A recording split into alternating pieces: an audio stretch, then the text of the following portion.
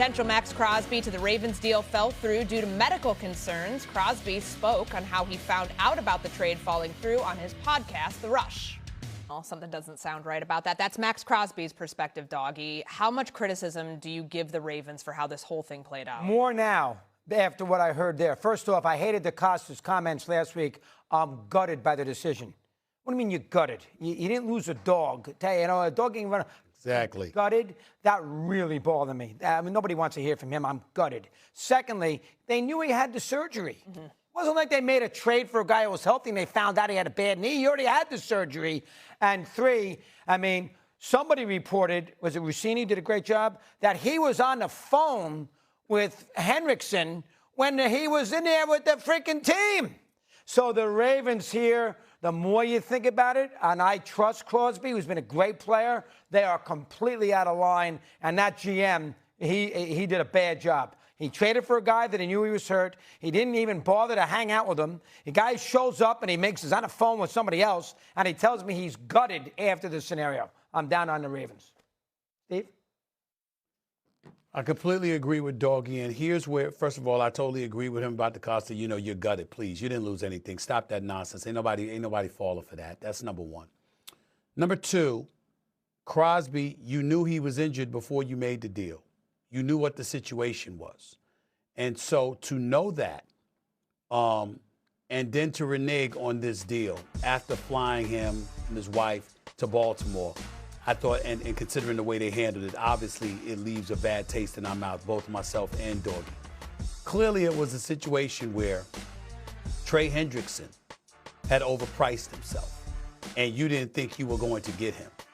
Once he had overpriced himself and didn't end up going somewhere else, and you recognized you had a shot at him, you changed course, right?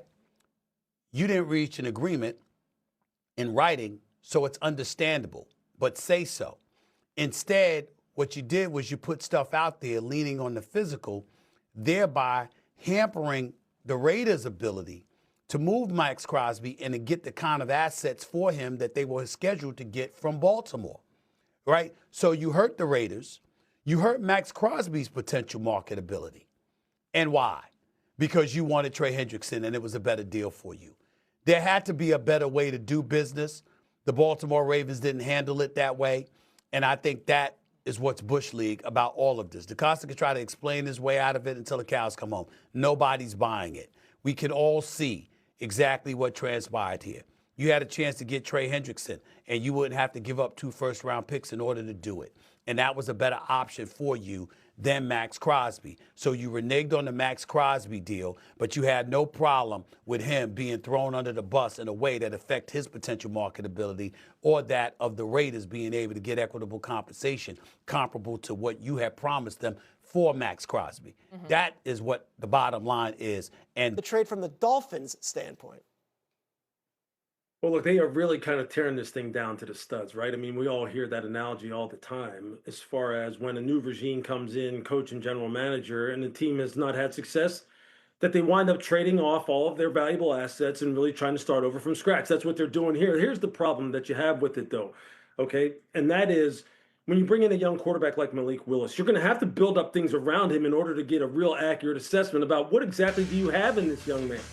And so, really, you have to start up front. You have to start with this offensive line, which, if you measure by pass block and run block win rate, was in the bottom quarter of the NFL last year. So you've got to get in protection, number one. Number two, what is going to happen with Devon Achane? I mean, is he going to be a member of the Miami Dolphins, or are the rumors going to come true that he's the next valuable asset to be kind of auctioned off, and then they really kind of just absolutely just flatten this entire place and build it up from scratch? At the wide receiver position, they have to wind up getting some weapons for this kid to throw the football to. They just do. Obviously, Jordan Tyson is someone that we all talk about from ASU. Maybe they use that that 11th pick in the first round on him.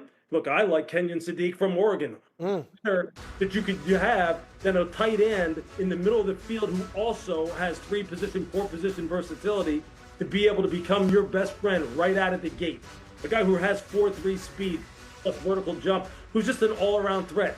They're going to have to absolutely nail every single pick that they make, protect them first, get some weapons, and oh yeah, they still need to go ahead and address the defense as well. So there's a lot that's going on down in Miami, but it starts with making sure you set the table for Malik Willis. Harry, the top 3 wide receivers on the depth chart right now in Miami: Tutu Atwell, Jalen Tolbert, and Malik Washington. Do you have a player in the draft that you would look at? Yeah, I have a few, but from a wide receiver standpoint, I would draft Jordan Tyson with the 11th overall pick. You bring in a quarterback that's going to be making $22.5 million per year. You want to make sure that he has a weapon to be able to throw the football to. I also do agree with Lewis, right? You got to make sure that young player is protected as well at the quarterback position.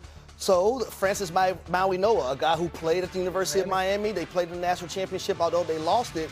And then the last player I would have is Kenyon Sadiq. They just had their pro day at Oregon yesterday, and just watching him run routes and catch the football like a wide receiver and get in and out of breaks like a wide receiver as well. So those are 3 players with the 11th overall pick: Jordan Tyson, Francis Maui-Noah, and also Kenyon Sadiq, that I feel like the Miami Dolphins should draft, or they should be high on their radar. New GM, new head coach. How vital is this draft for them? Oh, I mean, you have 11 picks. I think we said on the production call, they got to hit on every single one. Yeah. But it's not just this year. It is also next year. Lou said tearing it down to the studs. Like, every new regime that comes in says, our job is to fix the mess that the old guys left us. They are doing that. John Eric Sullivan and Jeff Hafley, they're doing that in terms of getting rid of some bad contracts in their mind, getting rid of some players to clear the runway for future success. But that doesn't happen unless they hit on all of these draft picks that they have in their arsenal. And unfortunately, from Malik Willis, right now, there aren't a lot of things around him at the moment. I add this quickly. Like, it's not like it's foreign and can't be done. We watched the Houston Texans and DeMeco Ryans and company come in there with 2 pivotal first-round draft picks, although it was C.J. Stroud and Will Anderson Jr., and those guys revamped their organization. When I'm looking at the Miami Dolphins, they have 2 first-round draft picks, a second-round, and 4 third-rounders. You're going to have to hit on a lot of guys. This just in from Shefty. Teams have been calling about Devon Achane to see if he's on the trading block, and they've been told that he is not available. So that's the latest Adam Schefter tweet. That's smart.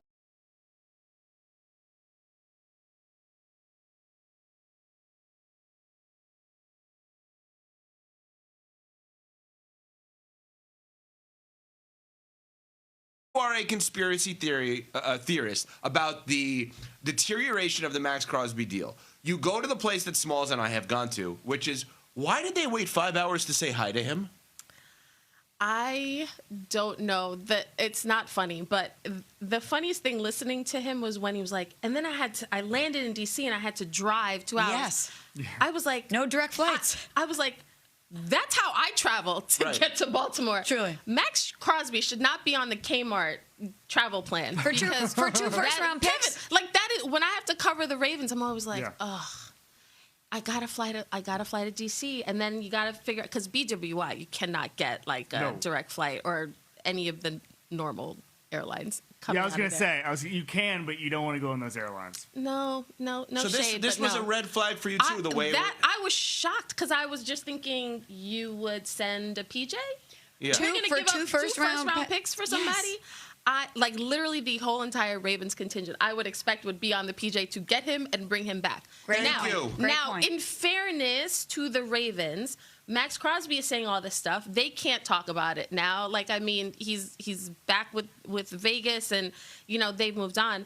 But it did raise my eyebrows just a little bit. Like when Max is saying, you know, just got like weird vibes, like even shaking people's hands. Like you just felt like something's off here.